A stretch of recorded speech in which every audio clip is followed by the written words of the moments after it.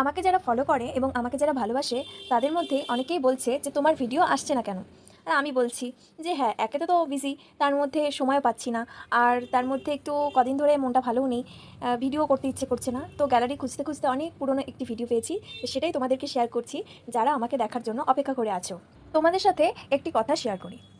দেখবে যে বাড়ির যারা বড়রা আছে, বয়স্ক, বিশেষ করে বয়স্করা এবং যারা সাধারণত চোখে কম দেখে থাকে, চশমা পরে থাকে, তারা যদি রান্না করার জন্য সবজি কেটে থাকে, তাহলে অনেক সময় ভুলবশত বাড়িতে যদি কোনো মেয়ে থাকে, তাহলে তার সেই চুলটা তো অনেক সময় আমাদের মেঝেতে পড়ে থাকে না, তো সেই চুলটা সবজির সাথে কেটে ফেলে।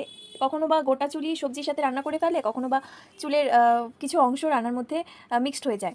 তো এবার দেখবে সেই রান্না করা খাবারটা যখন কারোর পাতে দেওয়া হবে, তখন যে চোখে কম দেখে, মানে যে চশমা পড়ছে, তার চোখে কিন্তু সেটা পড়ে না, তার পাতেই পড়ে যে কিনা চোখে দেখতে পারে, এবং সে সেই চুলটাকে ফেলে দিয়ে সেই খাবারটা আবার খায়, নয়তো সেই খাবারটা চেঞ্জ করে নতুন কোনো খাবার নেয়। এটা বলার আমার কারণ হলো যে এটা একটা উদাহরণ বা এটা একটা এক্সাম্পল, যে আমাদের যদি আমরা দেখি যে আমাদের যে সমস্ত কাজকর্মে আমরা যুক্ত আছি, সেখানে অনেকেই আছে পিছনে পড়বে এবং অনেকে আছে অন্যায় করবে, এবং অনেকেই আছে না বুঝে অনেক কাজ করে ফেলবে। তারা একবারও বুঝবেও না যে আমি যে কাজটা করছি ঠিক করছি না ভুল করছি। অনেকে আবার কারোর ওপর রাগ দেখানোর জন্য ইচ্ছে করে করবে, আর অনেকের কিছু মানসিক প্রবলেম থাকে বা সাইকিয়াট্রিক প্রবলেম থাকে, সেই ক্ষেত্রে কিছু কাজ করে থাকে যে কাজগুলো একদমই অন্যায্য।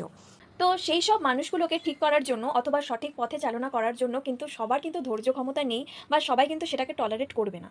মানে হয়তো তাকে মুখের ওপরে তাকে জবাব দিয়ে দিবে, কিংবা তার থেকে দূরে সরে থাকবে, তাকে মানে এক প্রকার আইসোলেট করে দেবে, অথবা তার এই সমস্ত চালচলন নিয়ে অন্য কারোর সাথে গসিপ করবে, বা কেন এরকম করছে বা এই সমস্ত বিষয় নিয়ে অনেক প্রশ্ন অন্যান্যদের মধ্যে কিন্তু মাথার মধ্যে কিন্তু ঘুরপাক করবে। তো সেই সিচুয়েশনে কিছু মানুষ কিন্তু এমন থাকবে, কিছু মানুষ বলা ভুল হবে, হয়তো একজন বা দুজন এই জিনিসগুলোকে কিন্তু টলারেট করতে পারে বা সহ্য করতে পারে। তো মানে আমার উদাহরণের সাথে তোমরা রিলেট করতে পারছো তো, মানে যে সবজি কাটলো, যে চোখে কম দেখে, সবজির সাথে চুলও কেটে দিল এবং সেই চুল সহকারে রান্না করলো এবং পরিবেশন করলো, নিজেও খাবার নিল, কিন্তু নিজের পাতে পড়লো না, অন্যদের পাতে গিয়ে পড়লো সেই চুল দেওয়া খাবারটা। এবং সৃষ্টিকর্তার এমনই ঢিলা যে যেখানে যেটা করতে হয় সৃষ্টিকর্তা সেখানে সেটাই করে থাকেন। মানে জানেন যে যার চোখ আছে, তার সে যদি ওই খাবারটা পেয়ে থাকে, তাহলে সে সেটা ফেলে খেতে পারবে বা নতুন করে চেঞ্জ করে খেতে পারবে।